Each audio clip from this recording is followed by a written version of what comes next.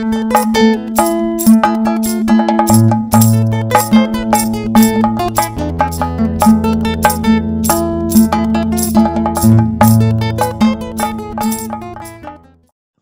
vamos agora sim a nossa drachá, o nosso estudo da parashá, dessa porção Vaerá. Porção segunda, porção do livro de Shemot, do livro de Êxodo, né? Então se encontra lá, como nós lemos aqui durante o serviço, durante o Avodat Torá, Shemot 6, versos 2 até o 9, 35.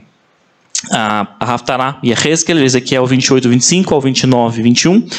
E a porção da Brit Kadashá, da Nova Aliança, sugestão dos irmãos do Netivia, lá do Rabino Shulam, Romanos 9, versos 14 até o 24. Tá? Então, é os textos que nós lemos essa semana. Vamos então aos nossos tópicos, né? O que essa parashá traz, né? Nós estamos aqui iniciando nessa parashá, iniciando de certa forma já iniciou em Shemot, mas vamos começar agora o processo da libertação, né, de Israel lá do Egito, né? Quando o Eterno manda que Moisés vá ao faraó e peça que ele deixe o povo ir, né? Vamos começar esse processo aqui já com as primeiras pragas nesta parashá desta semana. Então, no início da parashá, como nós lemos aqui, o Eterno ele volta a lembrar Moisés e o povo de Israel da promessa que ele havia feito, né? A Abraão, a Isaac e a Jacó, ele diz: eu apareci a Abraão, a Isaac e a Jacó como El Shaddai, e ali assim por diante, né? Como nós lemos aqui durante o Avodat Torá. Na sequência, nós temos uma listagem das famílias de Ruben, Simeão, Shimon e Levi, né? Temos então Moisés e Arão retornando ao faraó de novo. Eles vão então e dizem ao faraó: deixem, né, o povo ir, né? E começa aquele processo todo. Então aí vem a primeira praga do sangue, né? As águas do Egito, todas do Nilo e as outras se tornam em sangue, né? Depois vem a praga das rãs, né? Aquele monte de sapos de rãs começa a proliferar na terra do Egito. Aí vem a praga dos piolhos, né? Também aquela proliferação dos piolhos. A quarta praga também está aqui, a praga dos animais começam, né, a aparecer. A quinta praga vem a morte do gado. E a sexta, não, tem mais duas. Sexta praga, a das úlceras, e a sétima praga do granizo. As últimas três vão acontecer na parashá da semana que vem, né? Parashá Bo. Tá? Então esses são os tópicos aí da parashá, da porção de hoje, tá? Então, lembrando, né, na semana passada estudamos Shemot, né, a parashá Shemot, Êxodo, né, inicial, e Shemot significa nomes, né? Nomes, basicamente traduzindo nomes, né? E por que nomes? É uma forma também do Eterno dizer, lembrando qual era a situação do povo de Israel naquele instante, né? Eles eram escravos, né? Eles eram meros escravos no Egito. Talvez os egípcios chamavam eles por números, sei lá, né? Tipo, eles não tinham uma identidade porque eles já estavam escravizados há séculos, literalmente, né? Então, quando diz nomes, é como se o Eterno está vendo, ele via o nome, conhecia o nome de cada um. O Roxo já trouxe isso uma vez no estudo, né? Ele conhecia o nome de cada um dos filhos de Israel. Então, por isso também se chama Nomes, esse livro de Êxodo, que dá início a esse processo, né, de libertação de Israel do Egito. Por isso, nomes, né? De conhecer a identidade de cada um. E aí nós temos, então, no início dessa parashá, uma questão do próprio Eterno falando em nomes, mas nomes não de Israel, os nomes dele, né? Nós lemos aqui no início, ele diz o seguinte, nos versículos 2 e 3 do capítulo 6 de Êxodo: e falou o Eterno Deus a Moisés e disse-lhe: eu sou o Eterno, Hashem, né, o tetragrama, né? E aparecia a Abraão, Isaac e Jacó como El Shaddai, como Deus Todo-Poderoso ou Deus Onipotente, né? Mas por meu nome eterno não fiz me conhecer a eles. Então isso que o Eterno diz no início dessa parashá. Então está falando de novo de nomes, mas agora o nome dele, né? Nomes do Eterno. E aí nós sempre falamos, nós citamos aqui, e espero em casa também durante a semana, o Shema, né? Shema Israel Adonai Eloheinu Adonai Echad. Ouve, ó Israel, o Eterno, nosso Deus, o Eterno é um, né? O Eterno é um. E se ele é um, então por que tantos nomes? Se o Eterno é um, por que ele tem tantos nomes, né? Ele mesmo fala aqui, ó, me apresentei como Hashem, como o tetragrama aqui, para você, mas lá para o Abraão, para Isaac e Jacó, ele era El Shaddai. E a gente sabe que ele tem outros, Elohim, né? A parashá começa falando, falou Deus, vai dar Elohim. Então, os nomes do Eterno aparecem aqui, vários nomes dele, né? E tem outros ao longo da palavra, né? Então, por que tantos nomes, né? De novo, quando a gente falava sobre o Shemot, os nomes dos filhos de Israel, era a identidade de cada um deles. E quando a gente fala de nome, a gente fala também do quê? do significado e do atributo, né? Tal nome significa tal coisa. A irmã Helene estava falando agora há pouco para mim aqui, que ela, né, tá esperando aí o irmãozinho ou irmãzinha da Débora, né? E que ela já estava querendo saber se era menino ou menina para começar a pensar no nome, porque é algo muito sério. E de fato, né? Porque o nome, o significado do nome, ele traz um atributo, né? E isso no mundo espiritual é algo sério, né? Não é uma coisinha assim, não tem problema, não. Isso é um atributo, né? Algo sério. Você vai estar chamando aquela pessoa por aquele nome, né? Durante a vida dela toda. Então, isso é algo sério, profundo, né? Por isso essa peculiaridade, esse cuidado na escolha de um nome, né? Então, o nome ele também traz atributo, né? Relaciona-se a atributo, né? No caso dos nomes do Eterno, nós falamos aqui, em algumas parashot também, os nomes trazem atributos. Então, atributo de misericórdia, atributo de justiça, atributo, né, de um poder supremo e assim por diante. Então, o Eterno tem esses vários nomes porque os nomes trazem atributos, né? Aspectos do seu caráter, da sua identidade, tá? Nesse caso. E a parashá, então, de hoje começa falando disso, né? Então, nós temos ali os nomes, né? O tetragrama, Hashem, né? Impronunciável, falamos Hashem, Elohim, tem ali Adonai, tem ali El Shaddai, temos o Irie, Asher, Irie, né? Que é o serei, o que serei, né? Que significa, o Rosh já trouxe também vários estudos aqui, significa eu vou me tornar aquilo que vocês precisarem, né? No que vocês precisarem, eu serei aquilo que vocês precisarem, e assim por diante. Então, vários nomes que trazem atributos, aspectos da sua identidade, do seu caráter, tá? Do Eterno. Então, essa parashá começa falando disso, né? Então, vamos voltar ali o início dela de novo, vamos reler esses versículos 2 e 3, com algumas peculiaridades aqui. Então, falou Deus a Moshe, falou Deus a Moisés e disse-lhe, Ani Hashem, está lá em hebraico, eu sou o Eterno, né? E aparecia a Abraham, a Isaac e Jacó, Abraão, Isaac e Jacó, como El Shaddai, como El Shaddai, como o Deus onipotente, ou o Deus todo-poderoso. Mas, por meu nome, Hashem, o tetragrama, o Shemi Hashem, não me fiz conhecer a eles, tá? Isso que o Eterno diz para Moisés aqui nesse início. E eu pergunto, o que isso significa? O que o Eterno está falando aqui, né? Não era o mesmo Deus que agiu lá com Abraão, Isaac e Jacó e agora ele é outro? O que ele quis dizer com isso? Não era ele mesmo? É um outro? Né? O que isso significa? Que ele está falando que por Hashem ele não se fez conhecer a Abraão, a Isaac e a Jacó. Né? Falamos que nome é atributo, mas será que isso tem a ver só com atributo? Isso aqui, então eu apareci lá para eles como El Shaddai porque eu era o Deus Todo-Poderoso, assim eles me conheceram, e para você eu apareço como Hashem, que eu sou o Deus da misericórdia. Será que tem a ver só com isso, ou tem algo a mais aqui que o Eterno está querendo dizer com essa frase que ele disse para Moisés? Né? O que isso significa? E aí ele diz, para os patriarcas, para Abraão, para Isaac e Jacó, não apareci como Hashem, né? E aí eu pergunto para vocês, será que o Eterno nunca se apresentou para Abraão, para Isaac e para Jacó, assim como Hashem, como o tetragrama? Será que eles não conheciam o tetragrama como sendo o nome do Eterno? Vamos ver? Será que não?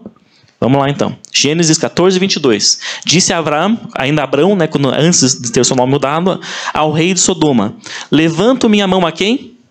A Hashem. Ele disse, o tetragrama, o Deus Altíssimo. Olha lá, Gênesis 14, 22. Então Abraão fala, mesmo antes de ter o seu nome mudado, ele ainda era Abraão, não era Abraham, né? Ele diz Hashem, ele já sabia, ele conhecia o nome, o tetragrama, Hashem, ele mesmo fala, né? Levanto minha mão eterno. Então Abraão conhecia. E também Isaac, lá em Gênesis 27, 7, né? Isso aqui é quando Rebeca citando Isaac, tá? E te abençoarei diante de Hashem, diante do Eterno. Então o tetragrama estava lá também. Era quando Isaac falou que ele abençoaria o filho, né? O primogênito. Hashem, tá? Ele usa também o tetragrama. E Jacó também, não diferente, lá em Gênesis 27, 20, disse Jacó, é porque me fez encontrar Hashem, teu Deus. Então todos os três patriarcas, que lá em Êxodo diz que o Eterno não se apresentou para eles como Hashem, todos eles falam Hashem. Então como assim? Que o Eterno diz que ele não se apresentou a Hashem, mas eles falavam Hashem também, eles usavam o tetragrama. Como que é isso, então, né? Eles sabiam o nome, eles sabiam o nome, o tetragrama, conheciam o tetragrama, né? Então entendemos aqui, né? Nós vamos entender o que é isso, que o Eterno estava falando em Êxodo aqui de uma forma figurada, né? Sobre seus aspectos. Como assim, né? Aspectos. Que os patriarcas haviam conhecido aspectos dele de uma forma diferente dos aspectos que ele estava apresentando agora para Moisés. Nesse sentido, uma forma figurada para dizer aspectos, não o nome em si, entenderam? Não a questão do nome em si, mas sim aspectos dele. Já vamos entender um pouquinho melhor isso, tá? Então, o Eterno diz que apareceu para eles, para os patriarcas, como El Shaddai, como Deus Todo-Poderoso, né? E isto é uma referência, que quando ele fala isso aqui para Moisés, ele está fazendo uma referência literal a alguma coisa que já aconteceu, né? Algo bem específico que já aconteceu, tá? Na Torá. Onde está isso? Por que ele fala, me apresentei a eles como El Shaddai? Porque lá em Gênesis 17 ele diz o seguinte para Abraão: e apareceu o Eterno a Abraão e disse-lhe, eu sou quem? El Shaddai. É isso que ele está remetendo aqui. O Eterno está falando, ó, lá para Abraão eu me apresentei assim. E de fato ele se apresentou assim para Abraão, lá em Gênesis 17. Ani El Shaddai. Eu sou o Deus Todo-Poderoso. Tá? Ele está fazendo uma referência então a isso aqui literalmente, a esse verso aqui. Esse verso de Gênesis 17 é a primeira vez na Torá que aparece o nome El Shaddai. Primeira vez que está na Torá, que o Eterno usa esse nome, que a Torá usa esse nome, é em Gênesis 17, quando ele se apresenta então para Abrão. Né? Ainda era Abrão, não era Abraham, era Abram. Tá? Primeira vez então que aparece na Torá. Tá?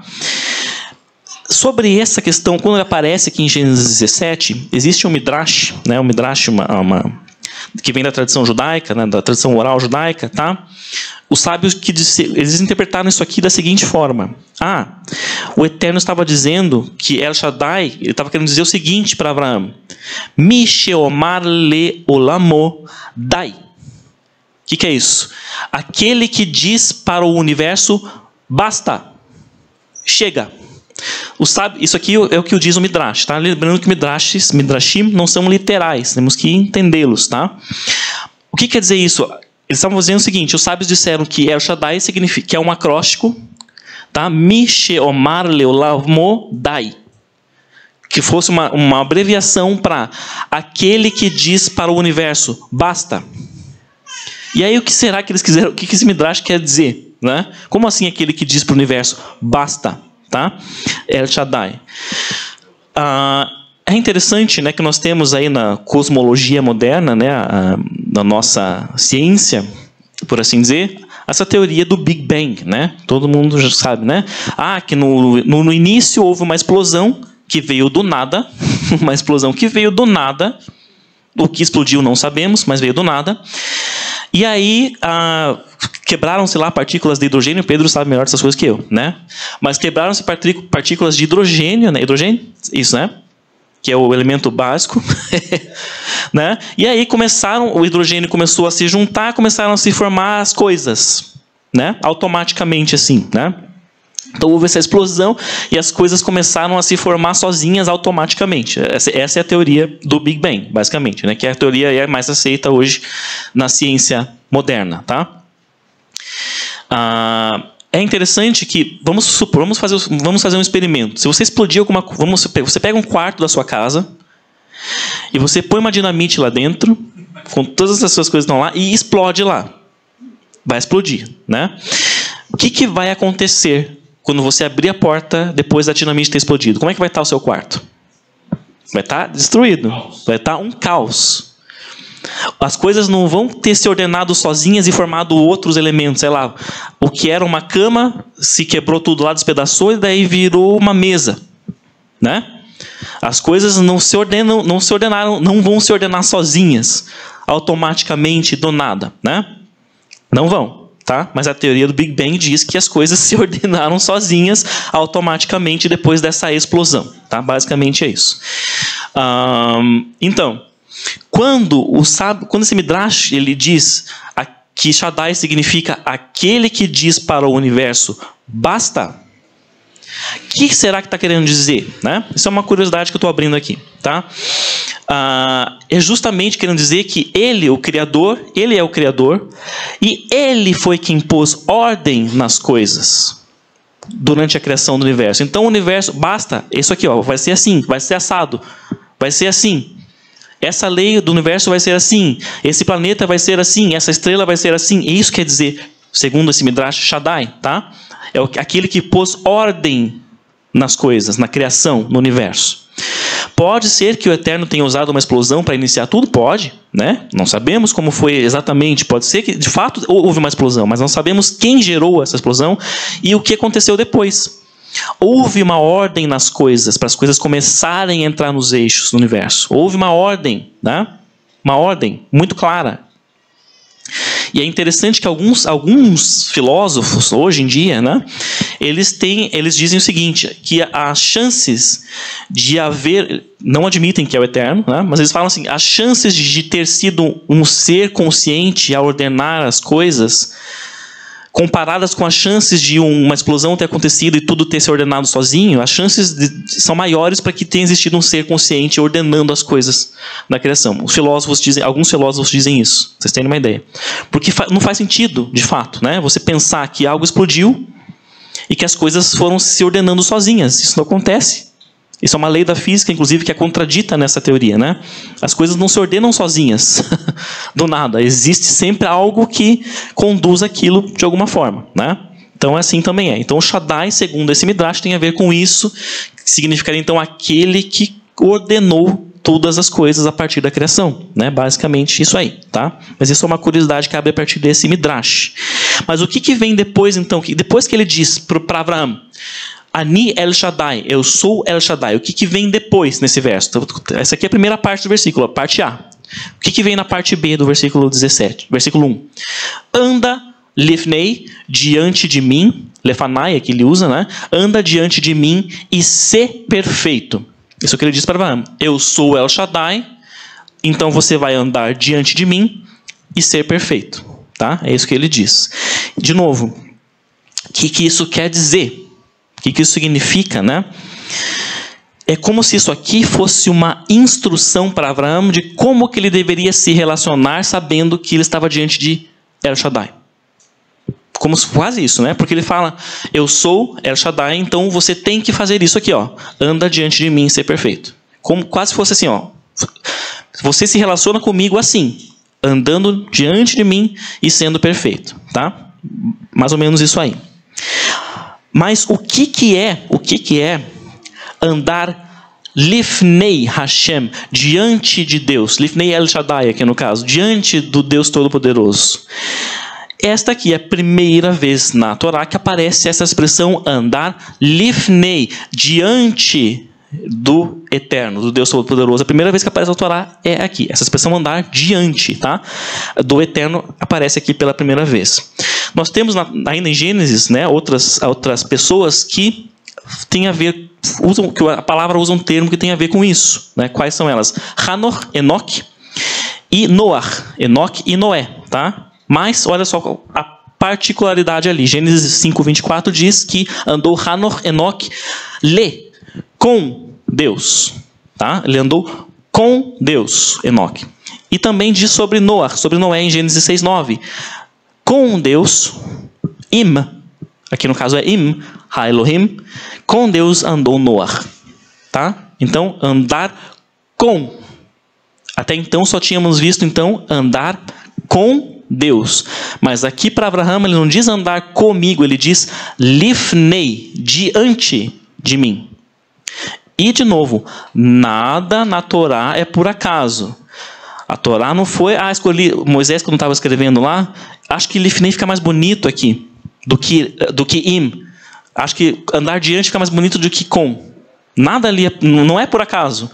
Se está diferente, se a palavra que é usada é diferente, é porque tem algo ali específico, né? Não é por acaso que está ali andar diante do Eterno quando fala com Abraão. Então, qual que é a diferença, né? E qual que é a relação dessa diferença com o nome El Shaddai?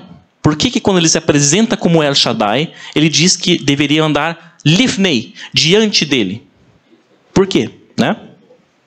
Então, Vamos para Gênesis 48, onde Jacó, parece dar uma resposta ou um caminhozinho para nós começarmos a entender uma resposta para essa questão que nós estamos levantando aqui. Então, Gênesis 48, verso 15, diz o seguinte: o Deus diante de quem andaram meus pais, olha, ele usa o Deus o quê? Diante de quem andaram meus pais, Abraão e Isaac, o Deus que tem sido meu pastor desde que nasci até hoje. Aroé, oti, meu pastor, né? E ele diz: andaram diante dele. Os meus pais, Abraão e Isaac, andaram diante deste Deus, que é o meu roé, o meu pastor. Isso aqui é o termo que o Jacó usa, né?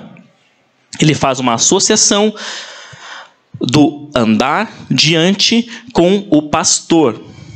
Tá? É basicamente isso aí. Vamos ver o que ele quis dizer com isso, então. Tá?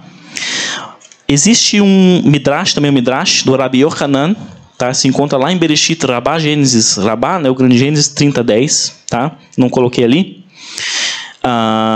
E esse Midrash, ele entende o verso, né, fazendo essa associação com o seguinte: andar diante de Deus é se colocar como ovelhas de um pastor.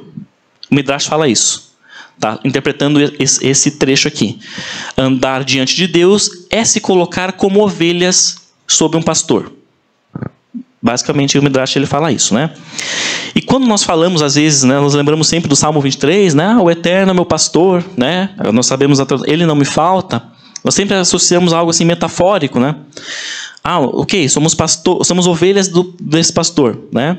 Até quando falamos de Yeshua, né, que ele fala das suas ovelhas, nós associamos isso, fazemos uma metáfora, tá? Mas o que é de fato, o que tem a ver andar diante do Eterno e se colocar como ovelhas dele, como um pastor? Sem a gente deixar de lado essa metáfora que a gente costuma fazer já automaticamente, né? É interessante, tem uma zoóloga, pesquisando, né, nesse estudo, tem uma zoóloga que ela comentou sobre o comportamento das ovelhas, como as ovelhas se comportam, né? Nós temos ali as nossas amigas ali, desse filme Chão Carneiro, tá? E como que essa zoóloga ela fala então como que as ovelhas se comportam, né? Como que é o comportamento delas? Se o pastor chegar aqui, ó, as ovelhas estão aqui na frente, ele chega aqui na frente assim, e fala assim, vem com o cajado, né? E fala para elas assim, elas olhando para ele: ovelhas, venham. Elas não vão seguir ele. Ou vão? Alguém já pastoreou ovelha? Acho que não, né? Mas elas não seguem, elas não fazem isso. O pastor pode cansar de falar, ovelhas, fazer sinal, fazer, sei lá, e seguir, elas não vão atrás dele. Não vão. Elas não vão segui-lo. Por quê? Essa zoóloga confirmou que as ovelhas só seguem outras ovelhas. Elas só andam atrás de outras ovelhas. Não adianta, o pastor pode estar pintado do que for ali. Elas não vão seguir ele. Elas só andam atrás de outras ovelhas. É assim que elas se comportam, né? Então, como que o pastor faz? Ele fica atrás delas, ele se põe atrás delas, tá? E elas ficam assim na frente. E aí ele chega mansinho e dá uma cajadadinha de leve, assim, na primeira que está na frente dele, e ela começa a se mexer, porque ela sente que tem algo atrás dela. E ela bate com a cabeça na da frente, que bate na da frente, que bate na frente, e elas começam a andar. E o pastor vai guiando, fazendo assim, por onde quer que elas vão, ele faz dessa forma. Ele vai guiando elas de trás, e elas vão seguindo, porque elas sentem algo atrás delas, e vão indo para o caminho que elas devem seguir. É assim que funciona, tá? Com os pastores de ovelhas, e elas se comportam assim, elas só seguem outras ovelhas, então elas vão desta forma. Né? Então, se o pastor deixar, vamos supor assim, o pastor assim, não quero, né? Eu vou deixar minhas ovelhas seguir os instintos delas, deixar elas fazerem o que elas quiserem, né? O que vai acontecer? Será que elas vão ficar bem? Se ele deixar elas, não, vou ficar aqui descansando, o pastor falando, vou sentar aqui e deixa elas irem para o caminho que elas quiserem. O que vai acontecer? Elas vão o quê? Se dispersar. Talvez alguma caia lá no abismo, talvez a outra caia num buraco, talvez a outra vai lá e caia no rio, não sei, né? Porque elas não vão saber para onde ir. Elas acham que elas devem ir para tal lugar, mas elas não têm a visão macro das coisas. Elas vão para onde elas acham ok, mas pode ser que elas vão se dispersar e vão se perder, né? Então, o que tem a ver, de novo, né? Esse anda diante de mim, né? De novo, as ovelhas, quando o pastor as conduz, ele vai atrás, né? Olha só, ele vai atrás e elas vão diante dele. E ele vai conduzindo de trás, elas só vão sentindo um baquezinho atrás da outra e da outra e da outra e vão seguindo, né? Vão sentindo a cabeçadinha da outra e vão seguindo e vão sendo guiadas assim, sem perceber, elas estão sendo guiadas pelo pastor. Elas não pensam assim, o pastor está nos guiando, elas não sabem disso. Elas só vão porque elas vão sentindo, né, o encosto atrás e elas vão indo para onde ele quer que elas vão, né? Elas não sabem disso, elas vão sem perceber. Mas o pastor está lá o tempo todo ali, conduzindo e vendo para onde elas estão indo. Mesmo que elas não percebam isso, ele está ali, né? Basicamente é isso. Ele vai observando e vai protegendo e vai guiando o caminho conforme deve ser, né? E aí nós começamos então a entender essa analogia que o Midrash faz e que a palavra parece fazer do andar diante de Deus e se colocar como ovelhas dele como um pastor, não é? Começamos a ter uma ponta de entendimento aqui, então, do que é isso, né? Abraham, por exemplo, a quem o Eterno diz, né? Eu sou El Shaddai, anda diante de mim. O que era isso que o Eterno estava falando para Abraão? Será, né? Ele havia feito promessas grandiosas para Abraão, não é? Da tua descendência, né? Sairão, né, um povo enorme que será como as areias do mar, né? Como as estrelas do céu. Abraão viu isso acontecer? Viu? Não viu? Ele teve Isaac, teve seu filho da promessa, isso ele viu acontecer, mas a descendência numerosa que seria como as areias, não viu acontecer. Ele não viu o seu povo, a sua descendência sendo bênção para a terra inteira. Ele não viu isso acontecer, né? De uma maneira literal ele não viu, tá? Mas ele teve essa promessa. Talvez pelas situações que Abraão passou, olha só, ele passou por um momento que houve fome na terra, teve que descer para o Egito, lembram? Desceu para o Egito com Sara, né? Passou por momentos ali de dúvida com relação ao filho da promessa, acabou tendo o filho com Agar. Passou por outros bons bocados ali, teve que quase sacrificar, né, o seu filho da promessa. Então ele passou por várias coisas que às vezes talvez ele não via o Eterno ali, presente para ele na sua frente, cumprindo o que ele tinha prometido, entende? Ele simplesmente tinha que crer que algum dia o Eterno iria cumprir o que ele tinha prometido, mas ele passou por coisas mundanas, por situações seculares, vamos assim dizer, como nós passamos hoje, né?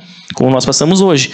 Muitas vezes nós não vemos o agir do Eterno assim claramente na nossa frente. E Abraão também não. Muitas coisas na vida dele, ele não viu esse agir claramente do Eterno na vida dele, tá? Quase como se ele não visse o Eterno ali com ele, né? Mas embora ele não visse, o Eterno estava como El Shaddai, como aquele pastor atrás dele, ó, conduzindo, guiando o caminho dele e as situações que aconteceram ao redor dele, né? Também Deus estava atrás, salvando ele, guiando ele em meio àquelas situações difíceis que ele estava passando. E a gente lembra sempre daquele versículo que diz: o justo viverá o quê? Pela fé, pela confiança, né? Hebraico emuná, confiança. E era isso que Abraão teve que ter, essa fé. Por isso ele é chamado pai da fé também, né? Porque ele teve que caminhar diante do Eterno. Em boa parte da sua vida ele não viu o Eterno agir assim, ó, claramente na frente dele. Ele tinha que ir. Abraão, sai da tua terra e da tua parentela e vai. Vai. Só vai. E ele foi. Como ovelha, foi diante do pastor. Mas o pastor estava ali com ele, estava atrás dele, conduzindo o seu caminho, né? Assim que foi. Tá? Então, o El Shaddai, nós entendemos que El Shaddai, quando o Eterno fala, eu sou El Shaddai, anda diante de mim, é isso. Você, ó, vai ter que confiar. Vai. Onde eu te mandar, você vai Você não entende, você não vai saber porquê, mas vai. Vai, só vai. É isso. El Shaddai. Eu tenho que confiar nele, eu tenho que ter a minha fé, a minha confiança depositada plenamente nele. É isso, tá? Que é o El Shaddai. O Salmo, de novo, falei do Salmo 23. O que o Salmo 23 diz, né? O Eterno é meu pastor, lo yersar. Não é nada vai me faltar, é ele. Se a gente traduzir literalmente, é ele não me falta. Isso é confiar plenamente nele. Eu sei que ele está aqui. Não estou vendo o seu agir de uma maneira clara. Não estou vendo um grande milagre acontecendo. Mas eu sei que ele está aqui. E vou onde ele me disse que é para eu ir. É isso. Tá? Esse é o pastor, o El Shaddai. E para a gente quase caminhar para o nosso fechamento, nós vamos fazer então um comparativo. Já que o Eterno, no início dessa paraxá, ele traz esse comparativo, ele diz: eu sou Hashem, isso falando para Moisés, para Moshe, eu sou Hashem, né? Mas para Abraham, para Yitzhak, para Yaakov, eu apareci como El Shaddai. E o meu nome, Hashem, eles não conheceram. É isso que ele diz no início dessa paraxá, né? Então, qual é essa diferença? Por que isso? Qual é essa distinção, né? Vamos pensar então nesse nome Hashem. De novo, no versículos 2 e 3 do capítulo 6, né? Hashem, tá? Lembrando que isso aqui aconteceu centenas de anos depois de Abraham, né? Centenas de anos depois de Abraham. Então, que diferenciação é essa que o próprio Eterno está fazendo aqui com relação à forma como ele se apresentou a um e a forma como ele se apresenta a outro, agora no caso a Moshe, tá?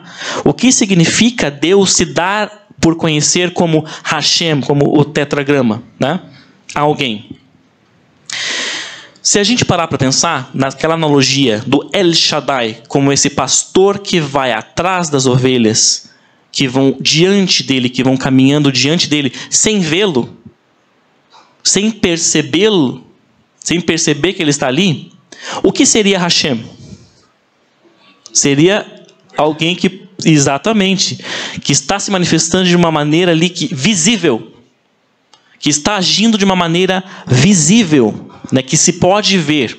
Se o El Shaddai era o Deus que não se podia ver, o Hashem seria o Deus que se pode ver. Como isso, né? Como assim? Que se manifestou com grande... Como é que o Eterno... O que ele faz ali depois disso aqui? O que começa a acontecer? As 10 pragas, né?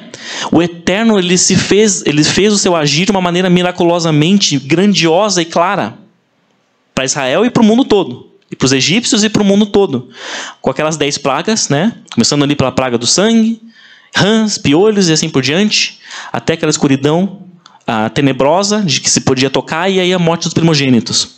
E depois, quando eles saem do Egito, o que acontece lá? O mar, o quê? Né? Aquela grandiosa abertura do Mar Vermelho, né? Então o Eterno se fez conhecer por Hashem, agindo de uma maneira ali clara, que eles viam, tem um Deus fazendo isso. Existe um ser poderoso fazendo isso aqui. Não tinha como você achar que aquilo era algo da natureza, né? É isso que ele quer dizer, entenderam? Então, ele agindo de uma maneira clara, com grandes milagres. É isso. Por isso essa distinção aqui, essa diferenciação aqui, né? E quando ele se apresenta como Hashem, ele não fala que andem diante de mim, como ele diz quando ele se apresentou como El Shaddai, né? Não fala andem diante de mim. Como que ele se apresenta como Hashem? Como que ele age? Estando ali, aí sim, com você. Porque você vê nitidamente, existe, esse milagre aqui não tem, isso aqui, né, é uma cura que acontece. É um milagre, é um agir claro do Eterno. Não havia como acontecer aquilo pela natureza. E aí ele se apresenta a você como Hashem. Ele está com você porque você vê isso nitidamente acontecer, né? Com um milagre, por exemplo, tá? E nós hoje, como que nós conhecemos o Eterno, né? Como Hashem, como El Shaddai, como esse pastor? Eu diria que das duas formas, né? Das duas formas. E eu diria que muito mais como Abraham conheceu, porque muitas vezes na nossa vida nós não vemos esse agir claro do Eterno. Né? A gente até pensa, talvez como Abraham pensou, acho que o Eterno me abandonou aqui. Porque está tudo acontecendo, né? Está tudo dando errado, está tudo, parece que desmoronando. Como que pode? Eu acho que o Eterno, acho que ele me abandonou. Mas ele está ali, atrás de você, ó, como pastor, guiando, conduzindo todas as situações ao redor de você, como ele fez com Abraão, né? Então eu vejo que são das duas formas, mas um pouco mais da forma como Abraão conheceu, tá? Mas ele faz milagres também para nós. Já tivemos aqui, né, vários testemunhos de curas, por exemplo, né? E isso nós vemos o agir dele, claramente, como Hashem, né, como vindo, ele estou com vocês. Então eu diria que são as duas formas hoje para nós, né? Hoje aqui no serviço, durante o Shacharit, senti, não sei vocês, mas a gente sente a presença do Eterno, uma presença do Eterno, né? Durante nossas orações aqui. Ele está se manifestando aqui, ó, estou com vocês aqui, ó, como Hashem. Dessa maneira, quando a gente sente que existe algo diferente, está conosco, né? Então, isso é algo de estar com ele, como Hashem, né? Mas, às vezes, ele pede, ó, vá. Agora, ande. Diga ao povo que marche. E você, opa, tenho que ir. Tenho que confiar, não estou vendo. Não sei, o Eterno não fala comigo diretamente, não estou vendo o Eterno comigo. Mas ele pediu para você ir. Então, vá. Como a ovelha diante do pastor, anda diante dele. Muitas vezes ele nos pede isso, né? Também. No nosso dia a dia, nas nossas dificuldades, ele está lá como esse pastor. Nós não estamos vendo ele. Nós não estamos vendo ele muitas vezes. Mas ele está ali, conduzindo cada caminho nosso, né? Claro que nós temos que fazer as nossas escolhas, né? E muitas vezes nós fazemos as escolhas erradas. E aí nós, como aquela ovelha, né? Aquela ovelha desgarrada, nós vamos para o caminho errado. E aí ele, como pastor, precisa corrigir. E às vezes essa correção, ela dói.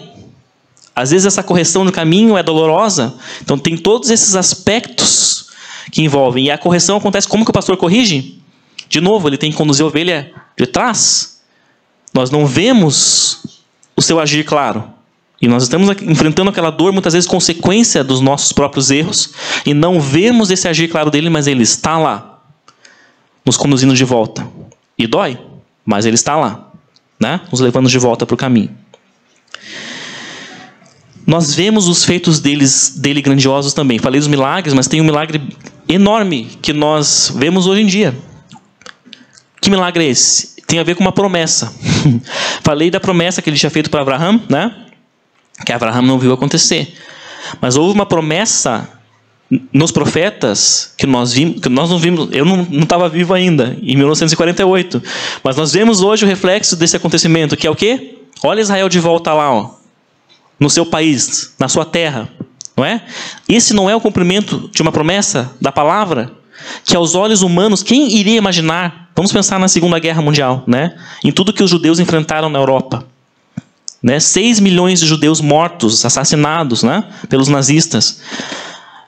Quem iria dizer que esse povo, em 3 anos, iria estar de volta em Israel, na sua terra, como um país, como uma nação? Quem?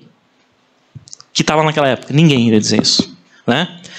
Então, esse cumprimento, olha que fato grandioso, que nós vemos isso nos nossos dias hoje também. Então ele também se mostra a nós com esses fatos grandiosos, com o cumprimento das suas promessas lá de trás, né?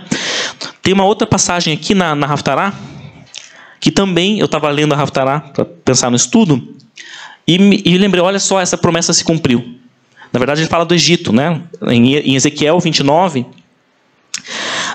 verso 13, ele diz o seguinte: pois assim diz o eterno Deus, ao cabo de 40 anos ajuntarei os egípcios dentre os povos onde foram espalhados. Os egípcios, assim como Israel também foi espalhado, né, quando a Babilônia dominou, tá?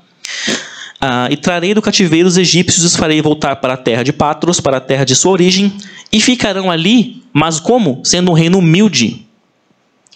Tornar-se-á o mais humilde dos reinos, e nunca mais se exaltará sobre as nações. Eu os diminuirei, para que não dominem sobre as nações. Eu pergunto, como que está o Egito hoje?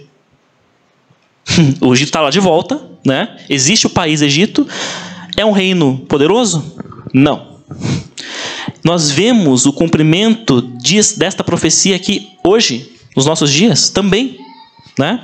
De fato, eles voltaram a ser um país, mas nunca mais foram uma grande nação que dominou, né, culturalmente ou de outras formas, e diz aqui que nunca mais vão se levantar. Ou seja, o Egito vai assim até agora a volta de Yeshua, né? Porque assim diz a palavra. E assim dizia essa promessa se cumpriu. Então nós vemos esses cumprimentos dessas coisas nos nossos dias também, né?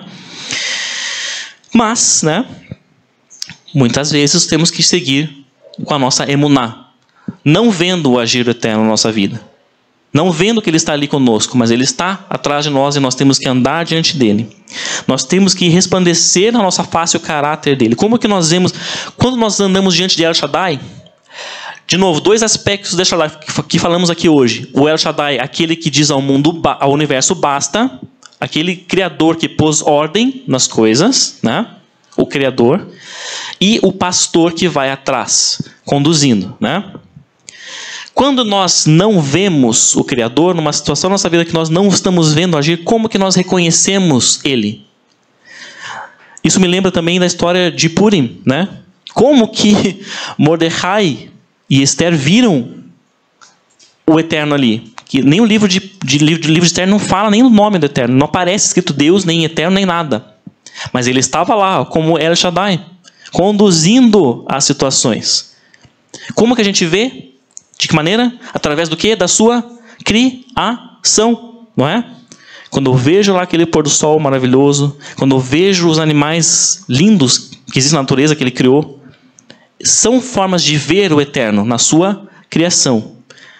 E nós também temos este dever, nós que temos a Torá e temos Yeshua, nós temos também este dever de resplandecer, de sermos representantes dele aqui.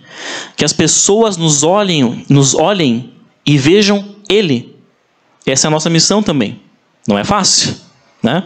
Mas este é a nossa missão também. Para esse mundo que não o vê, esse mundo lá fora que não enxerga ele, que eles possam enxergá-lo em nós, nas nossas atitudes, no dia a dia, na nossa vida, né? E para a gente fechar, vamos lá para ali a distinção, né? 1 Yohanan, 1 João 4, né? E 5, que diz ali alguns trechos selecionados que dizem, e eu gosto muito desses trechos, ninguém jamais viu a Deus, né? Isso é João falando, se amarmos uns aos outros, Deus permanece em nós. Por quê? Porque quem ama a Deus deve amar também o seu irmão. Porque amar a Deus significa obedecer-lhe os mandamentos. E João ainda fala em outro trecho, né? Quem diz que ama a Deus e não ama o seu irmão, ele diz, é mentiroso, né? Em outras palavras. Porque não tem como eu dizer que eu amo a Deus e eu não amar você, eu não amar você. Por quê? Porque você é o reflexo da criação dele. Não tem como. Não tem como. Então nós temos que também ser esses representantes do Eterno aqui. Nós temos que mostrar para o mundo que existe um Criador. Que existe um Deus. Com as nossas atitudes. Por meio do que nós sabemos e aprendemos todo o Shabat aqui, toda semana. Da Torá. De como proceder. O que é a Torá? Nosso manual de vida, né? Nosso manual. Ali estão as instruções, como fazer isso, como fazer aquilo, o que eu devo fazer, o que eu não devo fazer. Está tudo ali. Basta que nós sejamos também essa palavra viva nesse mundo aí fora. Para que as pessoas enxerguem esse Criador, esse El Shaddai. E quem sabe possam também conhecê-lo como Hashem, né? Como esse Deus que está conosco, agindo miraculosamente quando nós precisamos. Amém?